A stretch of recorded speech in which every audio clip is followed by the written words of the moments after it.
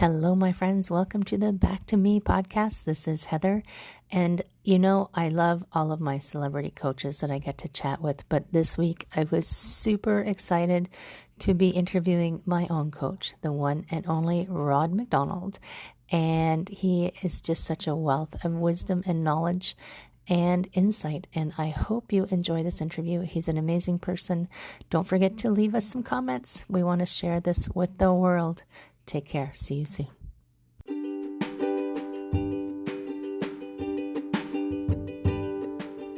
Hi, my friends. Welcome. This is the Back to Me podcast, and this is Heather, and I am super excited that you're here. You are going to hear some tips and some tricks and some ideas to help you live your happiest and healthiest self. I call it Back to Me because when you are taking care of yourself, back to me, then you can take better care of others, and we can all make the world a better place. This is Wellness Your Way, and I am super happy that you're here. Live, by the way. Absolutely. Let's do this. We're live. You're hilarious. I was like, I've had it happen before where my guest was late and I just filled the space with talking about things, but it's so fine. Here I am. knew you would be here because you are you and I am me. This is the collective hour Back to Me podcast. And yesterday I was a little bit stressed because I was like, oh, my guest can't make it. What am I going to do? And as I posted earlier, just another door will open. And I actually am super excited that I get to talk to the one and only Rod MacDonald because I think you are an outstanding human being. And I think everybody should know all about you and why you're so outstanding. But yeah, so, and because I know that you are also a huge proponent of wellness. So I am ever so grateful for you to jump on with me.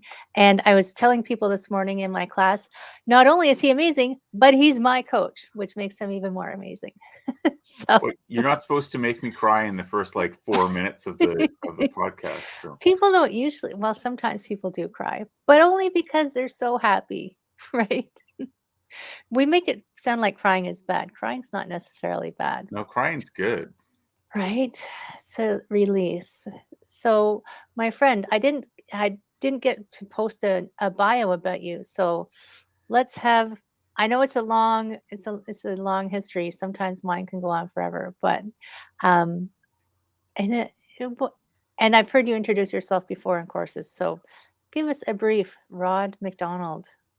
Well, I'll give you the briefest one, which is what I tend to go with because when I'm setting up like a new profile on something, I'll be like, I'm a guy doing something somewhere. That's it. So no, that's pretty brief. More formally, I am the CEO of the Certified Coaches Federation, CCF.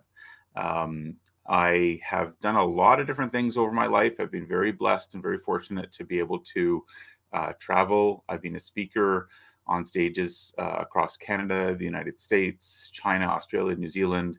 I'm a published author. I am a coach, as you said, which is really what I feel is my calling, to be a coach and to some extent, or as an extension, to be a teacher. And but the foundation of that, which actually I don't actually put this into my bio formally, is that as a coach and a teacher, the foundation is that I'm a student. And that is because I have a passion for human behavior and for all things about why people do what they do or don't do what they should do when they want to get from where they are to where they want to be in their lives. And there's a bunch of other little things, little other accomplishments and stuff like that. But I'm really happy to be here with you because I think you're an outstanding human being. And when I saw we'll have a little cry fest together. You're the best. But when I saw that you needed a hand, I said, yeah, absolutely. You're so awesome. And, you're like, yeah, I did a few other things. I cycled all the way across Canada. I did, an Ironman. have some fabulous children, so yes, you have done tons. And I love the because I think this is where we align all the time. Is like, yeah, we like to teach people, but mostly it's a bit selfish, I find sometimes, because every time I teach people something, I learn something new, and I'm like, "Oh my gosh, that's so great. I hope you're having as much fun as I am doing this," kind of thing, right? So, yeah, that's amazing. And it is true, like, so many people that I see, you wanna help them, and for me, coaching is how I can help people get out of that stuck spot, right? And what do you find, because you've studied humans a lot and our human nature, what do you find, is there a common denominator of what gets people stuck? Always themselves. Um, and second would be other people. Um, It's pretty broad. yeah. Third would be, their context or whatever. But, but I say that sort of half jokingly, and like you, it's like I have a secondary bank account. Obviously I have to get paid so that I can, pay the mortgage and whatnot. But the secondary bank account is that sort of energetic bank account of good vibes, if you will, that, when I get the wonderful blessing to work with someone because they've asked to do so, then the bank account fills up. The energetic bank account fills up. When they have a breakthrough, the bank account fills up. When they have a realization or an insight, or they've accomplished something that they wanted to accomplish, then that energetic bank account fills up. But coming back to your question of, the common denominator, um, I think that there's broadly a few denominators, let's say, that hold some people back. Sometimes it's a variation of fear. So some people will call it hesitation or trepidation, or a need for more knowledge, or a need for more money, or a need for more time. But often that's just the underpinnings of that is some level of fear about what might happen if they don't accomplish what they want to accomplish, or in some cases, if they do accomplish what they want to accomplish, and what that might mean, because that shows up quite a bit. But you've probably heard me say that there's sort of broadly two reasons why people don't achieve their goals, and I say this again, sort of, kind of half jokingly, because I mean it, but I mean it playfully, but I also mean it quite seriously, which is the first bucket is like it's impossible, right? That the thing they want actually cannot be achieved, either in the time they want it to be achieved, or the way they want it to be achieved, or something like that. But there's very few things that actually sort of fall into that bucket of actually impossible, because even things like time frame, that then moves over to the other second bucket, which is it's not important enough to you. Because Right. if something's really important to you, you will find a way. And I think that people get stuck on the things that are important to them in the moment, and less focused on the things that may be important to them in the long term. And I think so the impossible bucket, sometimes we've made the bucket impossible because and maybe this is what you meant, like the time parameters. It's like, I want to weigh, this is just an easy example, Yeah. right? It's I want to lose 50 pounds in 5 days. Yeah. That's To which kind of to which I respond, pick an arm, right. you know, Pick a limb. amputate. I just saw I don't know if you saw, can you see the chat box? Can you see I Nic do not see. Oh no, there's there? something there. Nicole is like, Hey, she's her Nicole. favorite celebrity. And yes, we are both speaking to you again, Nicole. This is especially for you. No kidding. Kidding, kidding, kidding. But yes, it's like and I think it's a fear thing, that we make put a parameter on our goal that we ensure that we can't do it, Yep. right? Look, I told you I couldn't do it. So, um, we do it to ourselves.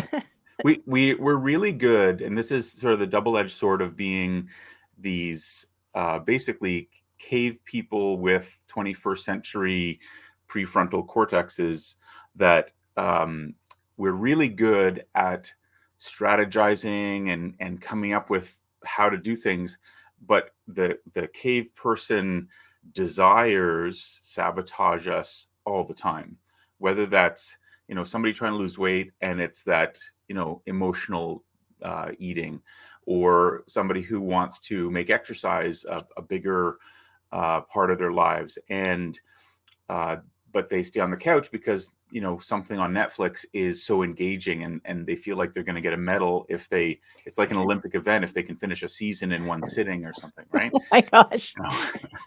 So it's finding the things in the moment that sabotage us, that take us away from the accomplishments we could have if we could just sort of let go of some of those momentary needs to actually put to invest in the time and effort to go forward with something bigger and better in the long term. Is it our caveman brain that also wants the instant gratification? Like, if I can't have it now, it's not worth working for. Do you have an opinion on that? I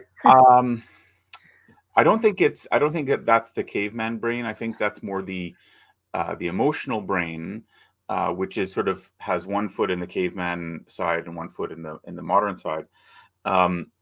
There is that sort of sense of, I want it, and I think it's a song, right? It's like a 1980s or 90s like heavy metal song. I want it, and I want it now, or something like that. Yeah, I remember that song actually. Supertramp or something. I don't know. One, Nicole will know. Nicole, Google it for us. It's an Olympic event. Yeah.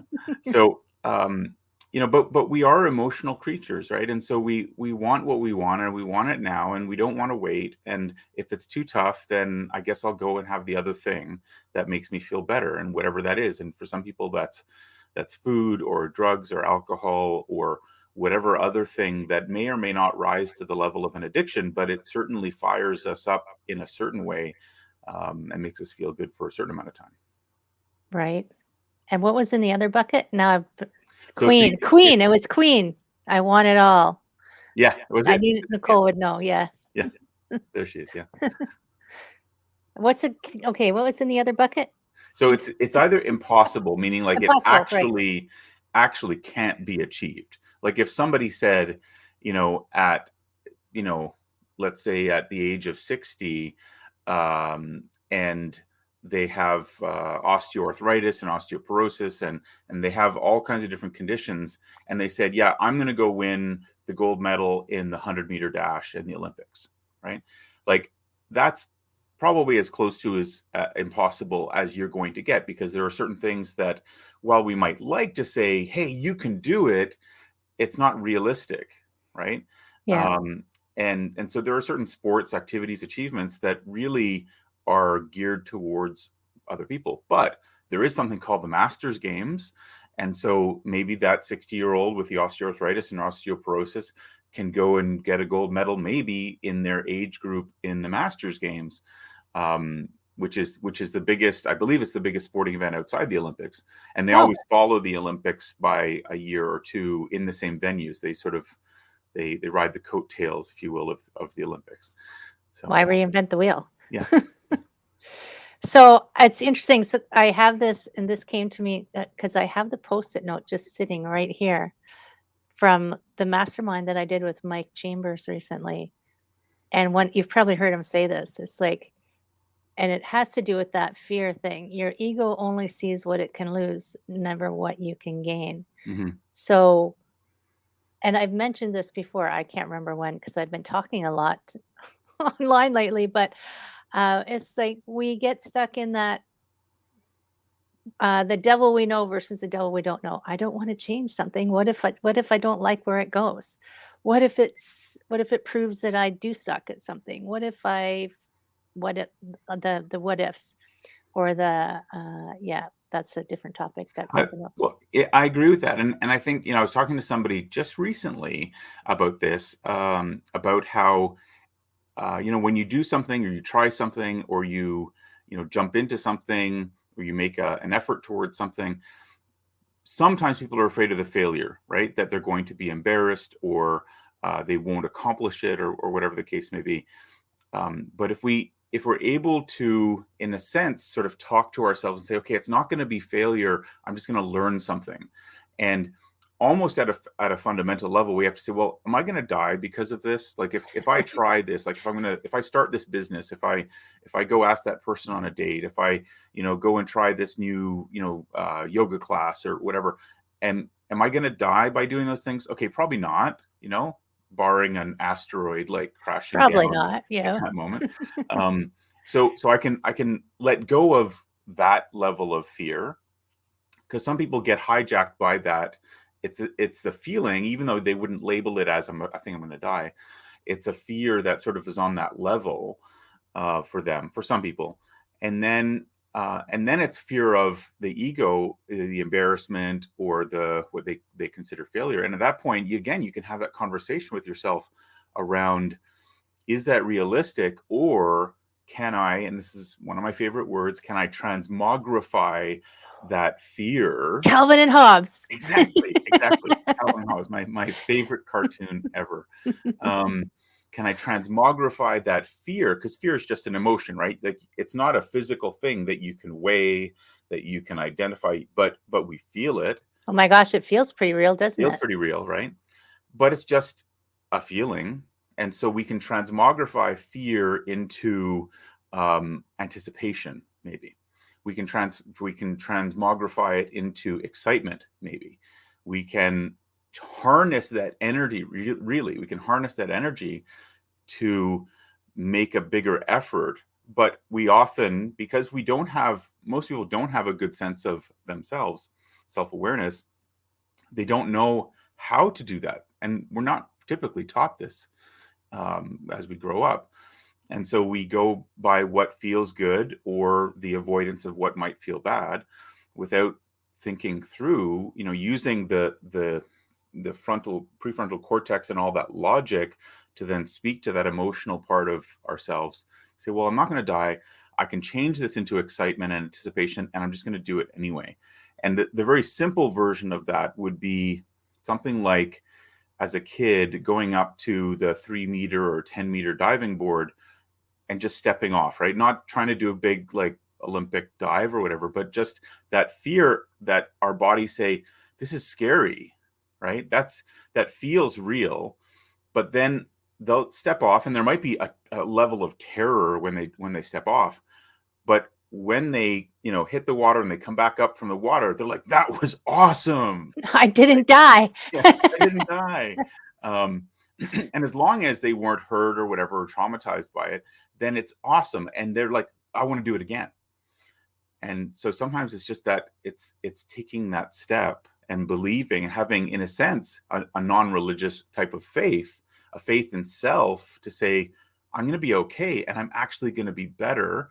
Now I just have to take that step and welcome that better into my life after I do it. Right. It just reminded me. So I teach I teach level 1 kayaking in the summer. And one of the first things we have to get them to do is to teach them how to get out of the kayak when it's upside down. Right. And I there is zero danger in it. Like, there's absolutely zero danger in it, because I'm standing next to them. Right.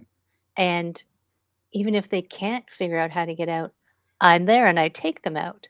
It's like, I'll give you about 5 seconds before I'm gonna pull you out of the water, even though I know you can hold your breath for longer. But I literally spent 90 minutes with someone before they could even try. And they knew how to swim, Yeah. and they knew they knew intellectually they weren't gonna be trapped, but somehow it's like breaking the physicalness, transmogrifying that physical fear. I saw on your Facebook page that you have Calvin there yelling at the world. Um, like, sometimes we can let that, uh, I don't wanna call it an emotion, because I guess it's kind of an emotion, but that feeling rule us, right? And that can stop you from doing so many things. So many things. And Nicole, I saw that you asked me to repeat the quote, so I put it in the chat box. Let me know if you can't see it. But and I mean, I did it myself for a very long time. I was scared as crap to do a lot of things, but something in me, some self, I don't know, torture made me go and do things anyway. And then I would do that. I'd go, oh my God, I didn't die. Okay, well, I guess I could do it again. You know what I mean? It's like, Yeah. it's You like know, it's little it's steps. it's interesting you say that because it sounds a little similar to a thought process or a belief that I have, which has really served me well. Um, and I recommend it whenever it's applicable to my clients, to friends and family, and so on, which is if somebody else can do it, chances are you can, or you can do a variation of it, right? So maybe I've done the Ironman triathlon. Maybe that's not for everybody, but maybe a try or a sprint course triathlon is within what they can do, right? And if you look at anything from like learning to salsa dance or to do a triathlon or to get your master's degree or start a business or whatever it is, if someone else has done it, and someone else has done everything pretty much, if someone else has done it, then as the saying goes, success leaves clues.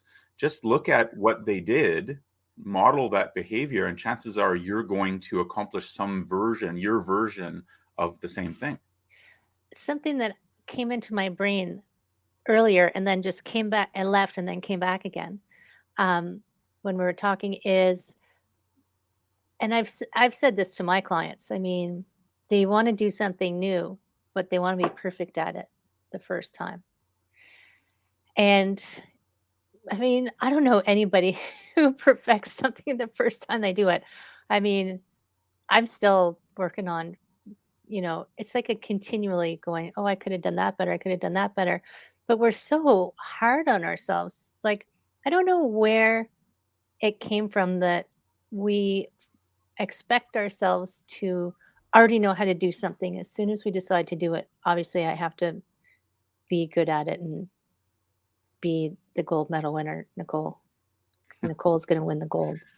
I think you're bang on with that. I think that in this day and age, we have a tendency to see the highlight reels, and we compare our struggle or our fear of even starting with the highlight reel. And what we don't hardly ever see is the hard work and the struggle and the failure of what it took to get to the highlight reel. And so, you hear things like, Michael Jordan was cut from his high school basketball team, and, Tiger Woods, he would routinely every day hit a full bucket of golf balls with each club in his golf bag. The level of work and effort that is put into getting to that highlight reel is more than most people would be willing to undergo, but that's okay because they don't have to try to be the next Michael Jordan or Venus Williams They or don't want to be, maybe, right. right? But But they can have their own version of whatever they want to call it, success or blessing or whatever. and I think because I just found myself guilty of it right then when you mentioned Tiger Woods and Michael Jordan, and I had to catch myself and catch my own self talk. Yes, they did all that, but, all of the shots that they made were obviously good every single time. They just hit a lot of them. This is my sassy voice inside, right? So and I know that's completely not true, and I know that they don't have perfect games, and they missed lots of shots, and when they first started, they didn't know how to play, and I mean, we always coach our clients, don't compare your beginning to someone else's middle, but I think that like, we maybe it's pretty easy to blame social media for all of our problems, but and maybe it's not like you use the highlight reel, but maybe it is that, we see everyone else's perfect in quotation marks life. We're like, "Oh, everything they do is perfect, so why should I even bother?" Well, it's rare that people want to share what they would call maybe their low light reel, right? The stuff that they would like to keep in the dark or in the shadow, or that feels like it's in their heart's shadow, if you will, of failures or whatever. And I think that we have an opportunity as coaches to help people understand that that's just um, part of the process, is to um, fall down and get back up. And that's one of my other favorite quotes, the Japanese proverb of fall down 7 times, get up 8 times. Like it's so simple, right? Which is why it is so powerful, that They're it's smart, those proverb people. the proverb people, yeah. And so it's okay to fall down, just get up, you know. Um, I think it's Japanese. I like the wabi sabi. It's not a proverb. It's just kind of a way of being. The wabi sabi. It's like perfection and imperfection. I mean, they view something as more precious if it's been broken, Yes. right? And it still works great, and it's still fine. And look, it's had a life experience. So I'm like, oh my god, I'm so wabi sabi. And I'm cool with that. I'll fill myself with gold in all my cracks, Yeah. you know? Yeah. And there's, we've probably talked about her before. I read the Jen Sincero book, and she calls the ego the little prince, and that it's always stamping its feet and wanting its way and won't let you do anything different because it wants things its way. And the other thing that I had come to mind is I took this. Uh, I went to participate. A woman was just launching her art therapy business, and I went to her group workshop, and we were doing this exercise to silence our inner critic. It was all about like squashing the inner critic, but because that's impossible. I feel like that is impossible. That's not a thing. Probably even the Dalai Lama has an inner critic somewhere. And I thought of it as when I talk to my inner voice, because I talk to my inner voice, I recognize that it's an early version of me who had their bejeebies scared out of them for some reasons. And it could have been something totally innocuous. Like I still have a memory of one when I was like 12 where a girl was pointing and laughing, and I was sure she was laughing at me. That still is with me. So it's like, don't let anybody see you. They'll point and laugh. But then I realize that my inner voice is a very early version of me who's scared crapless and is trying to protect me from having that experience again. So instead of telling my inner voice to shut up, I just thank it for trying to take care of me and reassure it, put my arm around it, reassure it. It's okay. I'm not going Yeah. to die. Right. And I love that imagery of putting your arm around that inner self, or the younger self. And I think, that sort of is a great sort of semi segue into the notion that as coaches we play a certain role, and then there's other professionals we can work with for different things. I go to my chiropractor for my back and whatnot. But you look at things like psychotherapy, and if there's actual real trauma there that needs to be addressed, recognized, and healed, then that's a great way to do that, is to go to psychotherapy and do that. But as coaches, we're not psychotherapists. What we do is we make that distinction that, generally speaking, psychotherapy is looking at the past up to now, and we're looking at the now and what's next. And so in the same way that you're saying, let me put my arm around that younger self and say, hey, it's going to be okay. You don't need to be scared anymore, or whatever the feeling is. But then we also need to welcome the older version of ourselves that hasn't had the next experience yet, right? Ooh, future Heather. Yeah, yeah. She has a name. I call her Future Heather. Future Heather, yeah. I put treats in the fridge for Future Heather. So, you can say, you know what, I'm gonna have Future Heather put her arm around me and say, hey, do the thing you're scared of now, because it's going to be okay, because I know it's going to be okay, because, hey, I'm future Heather, right? That's brilliant. Wow, I just thought I was treating future Heather. I'd never had the flip to have I didn't transmogrify that thought to have future Heather come back and talk to me.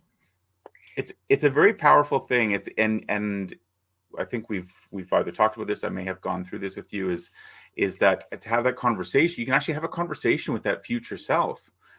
And whenever we have those moments of of challenge or difficulty or doubt, we can sit quietly, we can lie down, we can kind of go for a walk with this, and imagine that we can have this conversation with the version of ourselves that the way I like to frame this is the version of yourself that is older and wiser and has accomplished pretty much everything you want to accomplish in your life. And they have nothing but serenity and happiness because of every experience they've had. And you get to talk to this older version of yourself and say, hey, what should I do now? And am I going to be okay? Or whatever the question is that you're feeling, should I start this or whatever? And there's an inherent wisdom that we can access by just asking that question. And the cool, awesome thing about it is you're still just talking to yourself, right? You're not actually talking to a future version. Wear earbuds so people don't realize you're Yeah. So it's a wonderful gift to give yourself, that you can talk to yourself and have a conversation, and the answers are always supportive and pure, because they will do nothing but support you, because they are you. They'll never lie to you. They'll never betray you. They'll never do all the things that we fear other people will do to us. They'll always give us the right answer. right. And I think I mentioned this once in one of our mastermind groups that one of the ways, because I just realized like I will have conversations. I don't know if it's if I don't know if it's future Heather, but I will in a journal write with my dominant hand my question, and with my non-dominant hand I'll write the answer. And it sounds a bit crazy that I don't know what the right, because I'm left-handed. I don't know what my right hand is often going to say when I'm writing. But when I read it, I go, wow, that's fascinating. Mm, Tell me more. But it is a way of asking. I mean, some people will talk to themselves. But if you're not a talk out loud to yourself person, then you could have a write it down person. And don't judge yourself on your non dominant handwriting, because it's just perfect the way it is. Um, but it is true. Like I've had those things happen where, and they weren't all, some of them were conversations, some of them were facilitated with other people. So I had a therapist who I had a conversation with myself. I actually physically changed chairs back right. and forth. Yep. And he said, you looked different as you changed chairs. Your voice changed and your demeanor changed. And it's fascinating the answers you already know. Because I mean, you and I know that we already know the answers Yeah. that we're looking for. Even I know that I know the answers, but I often have a conversation with you to help me figure out what the answer is. Rod, I know the answer. Could you just tell me what I need to tell myself? But I think because I this always comes into my head. No man is an island, and I think it's because um, sometimes we have our blinders on, and did we put them there on purpose? Like, where did they come from? And we need someone else to kind of shine the light. My anatomy teacher once said to me that I should be the lighthouse, not the lifeboat, because I kept trying to save everyone. I'm like, but I can see what they're doing and they can't see it.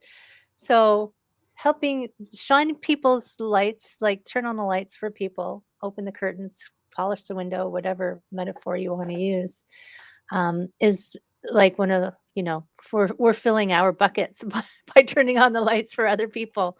Yeah. And it's like, um, and mine is often, I'm often, I guess, drawn onto the wellness sphere because I feel like if people feel well, and I do use the wellness wheel, although I've been changing it. I mean, and I talked about that on Wednesday, actually, the wellness wheel, the 6 petals of my wellness flower, that we do always even I do it. My mind immediately goes to physical, but there's other things in that.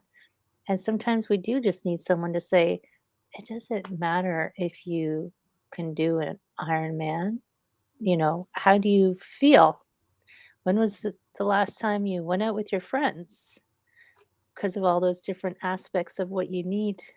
I I feel like I don't wanna say balanced, because I feel like people feel like it's impossible to be balanced. Well, it's it is a type of balance, right? In the same way that, if you take, and we as coaches, we talk in analogies and metaphors and things. So it's a little bit like the tightrope walker that, um I guess the more modern version that would be the slack rope or slack line Right. walker, I'm right? terrible at that. Yeah, me too. I am. But it's not terrible, right? It's we just haven't put the effort into it. I haven't practiced enough. Yeah. So, but it's in any one moment, if you took a photo of somebody on a tightrope or a slack line, they're going to look like, one leg's over there, one arm's up here, and they're going to look out of balance. But that's because you just took that one snapshot. And in fact, that's a snapshot of 10 million snapshots, or 10 trillion snapshots in their life or in that time or whatever. And no one snapshot gives you the full experience of what actually was happening, and the wind and the crowd and the thoughts and feelings and the line and everything.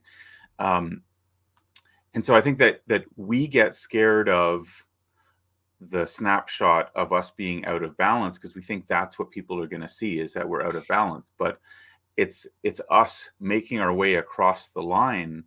And as long as we get across the line, then it doesn't matter if we had one arm out one way and the other leg the other way. We're just making our way across in whatever shifting balance that we need to have and embrace to get to where we want to get to. And nothing ever stays static. So even if you did find that perfect balance, like I mean, on the slack line, does wind affect you on a slack line? I don't know. But I mean, life is always doing that movement. Nothing stays the same.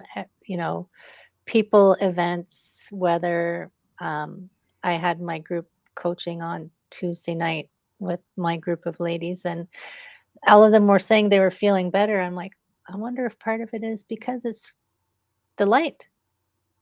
I mean, not that we can't give credit to ourselves for doing the work, because they were doing amazing work, by the way. They were doing super amazing. By the way, if they're listening, you guys did awesome. But part of it is like, yeah, there's so many things around us that affect us. When we're feeling down, is it something in us or something around us that needs to change, right? And being able to recognize that, and first recognizing, second doing something, Yeah, which and it's often just a little thing to do, right?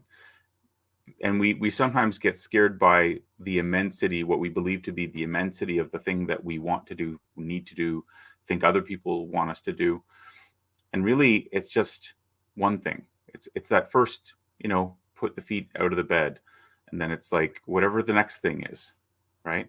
Just pick the next thing and do the next little thing, and don't worry so much about the outcome. You might be wanting to go in that general direction to get that outcome, but and it's like the book Atomic Habits, right? It's all these teeny little things that build up to allow us to create the life that we want. And if we look back, we actually can find those blueprints, not just one blueprint, but there's hundreds, if not thousands, of blueprints that we've actually used in all these other areas of our lives. Whether it was getting through high school or college, university, or getting through a tough relationship, or losing a job, or whatever it is. We can say, okay, well, what was the first thing that I did, and what was the second thing, and let me then clean that up. I'll take out the things that weren't such great choices, but then what was left of that, and maybe I can take that blueprint that actually I obviously used 10 years ago, 20 years ago, and bring that to today. Say, okay, well, okay, to get that promotion that I wanted 20 years ago, what did I do? I got up early, I stayed up late, I talked to the people I had to talk to, I worked really hard, I had other people give me advice, and say, okay, well, that's a great strategy. So let's bring all that forward to today. If you wanted to, not a promotion, but if today you wanted to make yoga part of your life, well, could you apply some, if not all, that strategy? Could you get up a little bit earlier and do a morning practice? Could you do an evening practice?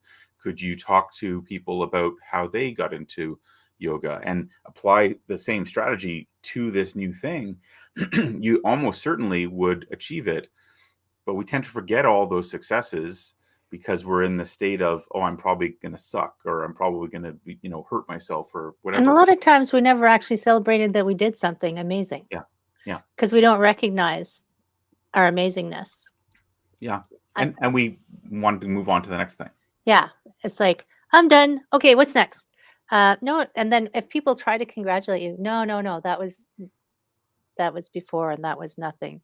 But when you were talking about the getting out of bed, it reminded me of Nicole because I talked to Nicole last month and she said she called it sitting in the mud puddle. She said, when you recognize you're sitting in the mud puddle, the first step is to stand up, or Yeah. the first step is to recognize that you can stand up. It's Yeah. like, yeah. And then you go, okay, what's next? But I think people get stuck because they just see where they're the end point and they're like, it's too far. That's too far away. I can't get there. It's just impossible. There's our impossible bucket. We're back to the impossible bucket. Yeah. But And Lao Tzu's quote, right, of a journey of 1,000 miles begins with one step. one Right. step.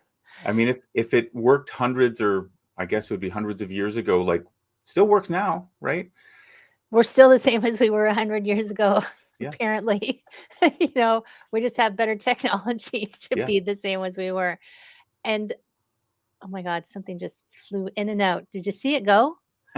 Sometimes you got to grab those ideas. They're just so fast.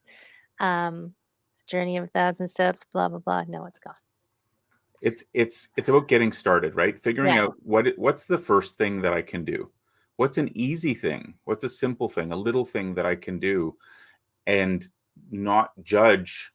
And this is another one, is like, don't judge someone's finish to your start, right? Right. Or to your middle, and just do the little thing. There was a client that I worked with who had a gym membership, was paying for a gym membership for like 4 years, but wasn't going. And I said, and she wanted to go back to the gym because she liked the classes, but she felt like she had sort of slid backwards in terms of her progress. And I said, well, could you drive past the gym? Like, Right. just, yeah, I could do that. Or maybe she already was, but it's like, oh, well, could you go and park at the gym in the parking lot? I don't care if it's at the other end of the parking lot, but just get there and then go home. And if that feels good, then tomorrow, why don't you park closer? Or why don't you go into the gym and pick up a schedule? Or, just do whatever the next little thing is, right, to get to a little bit further. And eventually she went back to the gym. So, That's cool. yeah. This is kind of the same, but not. I remember one time somebody, their child wouldn't floss their teeth. So their parents said, okay, just floss one tooth. So it depends how stubborn the child is. But, okay, I've lost one tooth, going to bed. You know, eventually they come to the, well, why am I just doing one? Maybe I'll do two kind of thing. Like you just build yourself up to it. So you're like, that actually wasn't that hard. Yeah. Right? That actually wasn't that hard. It can feel overwhelming to floss your teeth maybe at night when you're tired, but floss one tooth and then the next one and then the next one. But it is true. Sometimes you feel so one of my favorite yoga teachers who you might know, Ian Finn. Do you know Ian Finn? I don't. Oh my gosh, you don't know Ian Finn? I'll introduce you someday. But one of my favorite quotes of his, I have a lot of favorite quotes from him, but one of his, when people say that even for the gym, I'm too out of shape or I'm too inflexible to do yoga. Mm. He says, would you ever say you were too dirty to take a shower? I Right? love that. That's great. Right? It's so good. I'm like and then you just go, "Oh, right. Okay. I sound crazy." I love that. I think that that is a great way to sort of wake people up to that. My brain says my wife would say, "Yeah, you're too dirty to use our regular shower. Go downstairs to the other shower, and then you can clean that one up. But don't you dare go into the regular Don't shower." mess up my Yeah, bathroom. So you do have an instance where you are too dirty not to take a shower, just don't mess up the bathroom. yeah. Well, But it is the irony with that is, I said it sort of playfully, but that it's much like in life. Someone else that's important to you might say, "Yeah, you are too dirty to take a shower." Right? But the whole right? point of the shower is to get clean. And so it shows up where a spouse, a friend, a family member, a supervisor, a boss, or whatever tells us that we can't do something, and then we believe that we can't or shouldn't. Oh my gosh. I have several you just had me flash back to the '80s in high school. When my computer science teacher handed me an exam back, he said, "Wow, I'm surprised you passed that." I mean, like, are you saying I'm stupid? Like, what does that mean? That's a terrible teacher. Come Right? on. He didn't like me very much. I can't imagine why. But, and then I can remember my guidance counselor just saying, "Oh, maybe you should just go do this. Like, don't try for something like that. Just go do this." I'm like, "But that's not what I want to do." Yeah. And Luckily, I was a stubborn kid, but like a guidance counselor like that would say something like that, probably coming from a position of wanting to spare you pain, right? Now, if they're a jerk, they're probably doing it to stream you into something that they think, you should do because of, the color of your skin or your background or religion or whatever. That would be a terrible, guidance counselor. The still not so great guidance counselor, but good-hearted is like, you know what? I don't want you to feel like you're going to be a failure. So why don't you just go and do this other thing, and you'll probably enjoy that. When in fact you're like, no, no, no, I really want to do this thing, and they're like, and that happened to me actually in high school. It's like, you don't have the marks for that, and that's a tough thing when somebody who supposedly, in the case of guidance counselor, um, knows everything about all of these different schools and programs and streams and all the stuff, they tell you, no, you you shouldn't do you that. can't or you can't. Yeah. And that carries through to, or from our parents, our peers, our girlfriends, boyfriends, spouses, coworkers, and whatever. We allow the influence of others to hold us back when we should just see their influence as information or as one data point that exists. If my wife says something or my mom says something, that's a data point that exists, but it doesn't have to be included in, the formula of getting to what I want to get to. Right. Yeah, it's um, if someone important tells you you can't do something and you're at that stage in your life where you aren't don't have enough self-identity or you don't know and you believe them because of their place of authority or importance. And you can carry that through your whole life. I was listening to a podcast and I can't remember who it was, and he went through until he's like 30s believing that he was bad at math. And then someone showed him that he wasn't, but it was because a teacher once said to him, Yeah. You're bad at math." It's just like my computer science teacher thought I was bad at computer science because I didn't wanna write programs, really was the problem. But, Yeah. and I guess it's like, how do you I mean, this comes back to coaching for me. It's like unpacking the stories that we still carry around. So I will be honest with people and, have conversations about not whether they can or can't, but do they want to? Because do you really want? Because this is the reality of that situation. Even when I was in massage school, people all wanted to go become massage therapists on cruise ships. And I thought, Have you thought about what that's actually gonna look like day to day? It's not actually glamorous. You're not gonna be up on the deck swimming in the pool, Yeah. so it's like, if you really want it, then I'm gonna cheer you on and support you and figure out how to help you get it if it's not in the impossible bucket, the real impossible bucket. But, yes, I just lost my train of thought again. I think I I think with with somebody who has a goal, that isn't thinking about going towards that goal, with all of the information, then as a coach, yeah, part of our job is to ask questions to make sure that they have as much information as they need to have to make the right choice. It's not about making the choice that we would make or that someone else would make, but to go in, as we say, with their eyes open, right?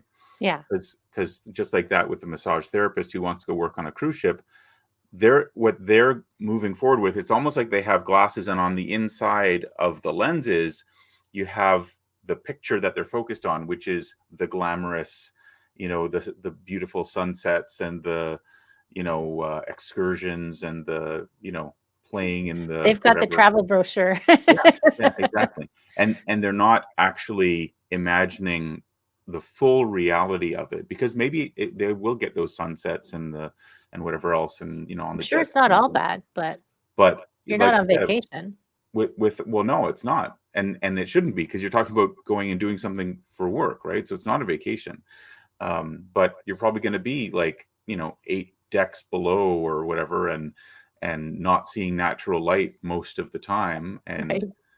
so it's there are those sides of things. And so when we ask questions like that, we can help the client inform themselves of, and going back to the balance, finding the balance of the positive anticipation with the reality, and then saying, well, do you still want it? Yes. Okay, well then let's put a plan together and help you get there.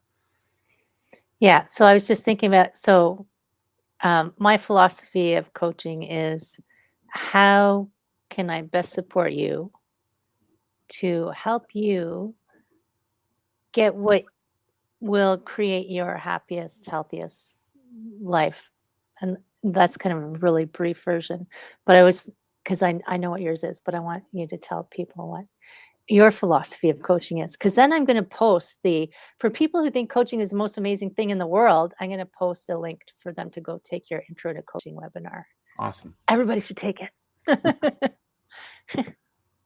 So, I mean, there's a lot of things that I wouldn't necessarily call them philosophies of coaching or whatnot, but I think Maybe not philosophy, but it's all about helping someone move from where they are to where they want to be, right? And that makes me either sound like a coach or maybe somebody who has a moving truck or something.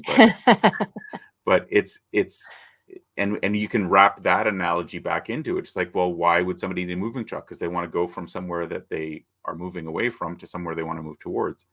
And that's what it comes down to, right? Is that we want to help our clients get what they want. In some cases, get what they need, and sometimes it's get what they want. But getting more out of life, right? And whether that's life in relationships or finances or career or whatever the case may be. the wellness, the wheel of wellness, all of Yeah. the things. And I mean, part of my selfishness in being a coach, besides the fact that it, brings me joy, but is, I know that the more people I can help be that person, that will go outwards and like ripple out into their family and their community. So when they're being better, then their relationships are better. And then when their relationships are better, and then she told two friends, and she told two friends, and she told two friends. So I always feel like the more people I can help, the ripples will be bigger. Yeah. I love that, because it's the paying it forward, right? Mhm. Is if we can help one person, then they're probably going to either indirectly, because of their happiness, going to positively affect people around them, or maybe directly, they're actually going to overtly help people achieve their happiness. But coming back to the notion of wellness, which is in part why what we're here talking about is, that what is wellness, right? It's this sense of ease. It's, in some cases, people would say it's the absence of struggle or the absence of illness, if you're looking at it from strictly a health perspective. But it's being able to do the things that we want to do and not feeling constrained or held back or shackled by someone else's thoughts or feelings or their perspectives on things. And so as coaches, we get to help people, unshackle themselves, or to make the potentially tough decisions to move on from something or someone to something or someone that's going to support them. And it's amazing to me how when we work with some clients for the first time, that we're the first person in their entire lives, and this could be an adult in their 40s, 50s, 60s. We might be the first person in their entire lives that actually has been dedicated to helping them achieve their hopes and dreams, without an agenda of, what we think our family should be doing or what you should do in a job or in a company or whatever. It's purely about helping the client get what they want, which is awesome. Yeah, no agenda and no judgment, right? It's you want purple hair? Go have purple hair. Like just think of Ellen with her blue hair. She's awesome. Yes, yes. All of these things are so good. We could talk all day, you know. Yeah, You we know I could. love you know I love talking to you. I'm gonna post our little thing. But really, I mean, obviously I think everybody on the planet should have a coach because it is that person outside of your, I don't know, story that you tell yourself and the stories that people tell you about yourself and can give you that um, perspective, a different perspective, and help you and support you. I remember your Indestructible Human website said something about you were a cheerleader. What did you call yourself? A cheerleader Cheerleader and a drill sergeant. and a drill sergeant. And we need both in life, Yeah. right? Yeah, we do. I mean, really, we do. We need people who will cheer us on. We need the drill sergeant to kick our butts, when we need our butts kicked. And there's a few other roles that we play as coaches, right? And in between the cheerleader and the drill sergeant is the, the the person who's patient and the person who is encouraging, and soothing, and depending on what kind of coach we are, we get to play all of those roles. And sometimes I think for new coaches, they struggle with some of those roles. Mm, If they're naturally a cheerleader, they're really good at that, but then they struggle a little bit with the drill sergeant side of right. things. Or maybe they're It a really helps good me drill be able to sergeant, but they're support not so much a kids. cheerleader. Right? Yeah, It helps having had siblings yeah, to yeah. switch roles. Oh my gosh. I have to give you so much gratitude for because I know that you're a super busy man. So I have to like thank you so much for coming and spending some time with me and sharing your wise words with me and all of my friends out in the internet world and on the podcast. And you get the last word. Well, I'll say thank you to you for the opportunity. I love chatting about all this stuff. We all have our path that we're charting in our lives, sometimes consciously, sometimes at a subconscious level, and we have an opportunity to create more of what we want. And we can do some of that ourselves. We can do some of that with the help of others, like a coach. And ultimately, we have, you know, we have different beliefs, but we know for sure we have this life to live. Mhm. And why not make the most of it for the time that we have? Oh my gosh, such good last words. You're the best.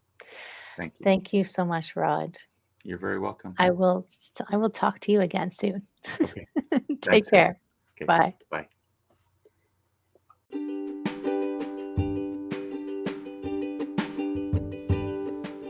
Hi, my friend. Thanks so much for listening to this entire podcast. If you found it useful and you're like me and you like helping others, please feel free to share this. Give it a like, give it a comment. If you found something useful in it, there's a chance that someone else will find something useful as well. Also, if you have any questions at all, I can absolutely help, and I would love to help. You can email me at heather@prosperityflowcoaching.com. If you want more of this awesome content, you can follow me on Instagram, Heather Stewart Coaching. You can follow me on Facebook, Prosperity Flow Coaching. And I have a personal request. I want to help as many people as I can with these podcasts. And if you could give me a review, hopefully a good one, if you could share, if you could send this out into the world, I would truly appreciate it. I hope you have an amazing day, and I hope that you find your way to wellness by getting back to me. Take care, my friend.